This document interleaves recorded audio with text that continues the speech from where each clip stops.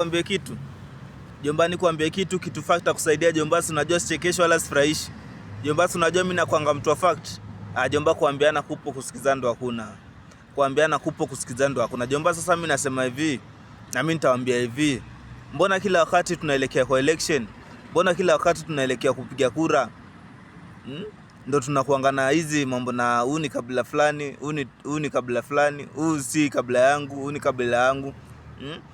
Na mbona kila wakati tukipiga kura, tukielekea kwa kura, ndio watu wanakufa, watu wanapigwa marisasi, watu wanauawa?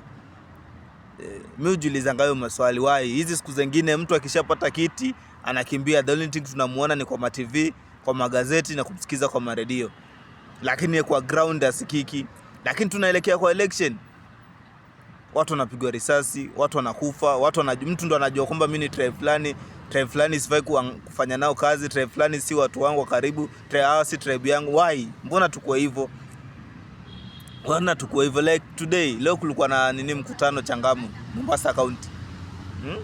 Vijana waka decide kuja au kama wewe unapata confidence ya kuvuruga mkutano wa governor, like for surely huyo ndo boss wa county, wewe unakuja kuvuruga. Na 100% sure au vijana si ati hao wenyewe walijiambia ama walijituma, ni mtu aliwatuma, and that person si mtu mwingine bali ni politician tu. Mbona wanasiasa tunafanya vijana wetu hivi?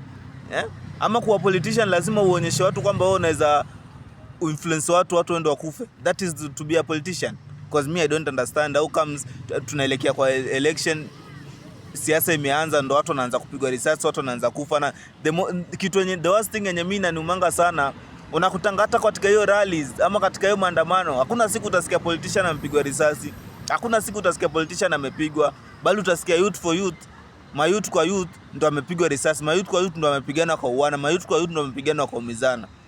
Bro, your parents need you. Wazazi wako wanakuhitaji, wazazi wako utategemeo, walikuzaa wakakulea ukakuwa mkubwa, na expect wewe kuwa mbigi. Not hata ukue usiwe rich, usiwe billionaire, but at least ufika at a point hata unapata kidogo na mpatia mzazi, ana appreciate. Look at now, sahi leo Mombasa wamepigwa risasi vijana wawili, I don't know, wawili watatu. Na unajua ukipigwa risasi na kuanga 50-50, unaweza dead ama kwa survive. What if you die? Politician atakusaidia?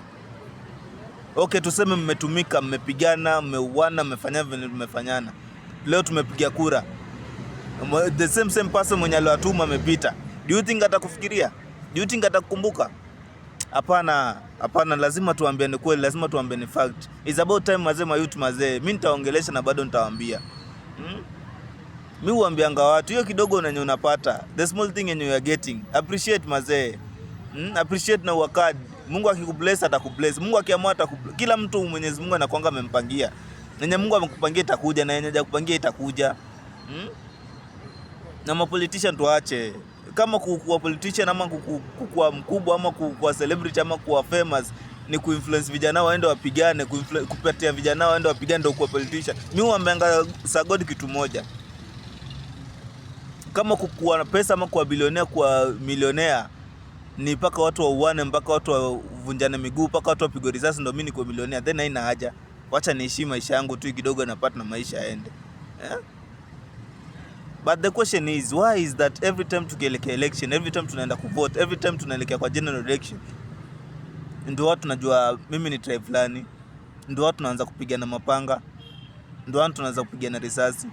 Juzi umeona Umabei, what has happened? Hakuna politician anaumia, lakini watu walikufa, mpaka ikifika at a point polisi anaumizwa, anapigwa, lakini hakuna mbona there is no single day utasikia politician anaumia wakiwa kwa rally, politician anaumia wakiwa kwa demonstration.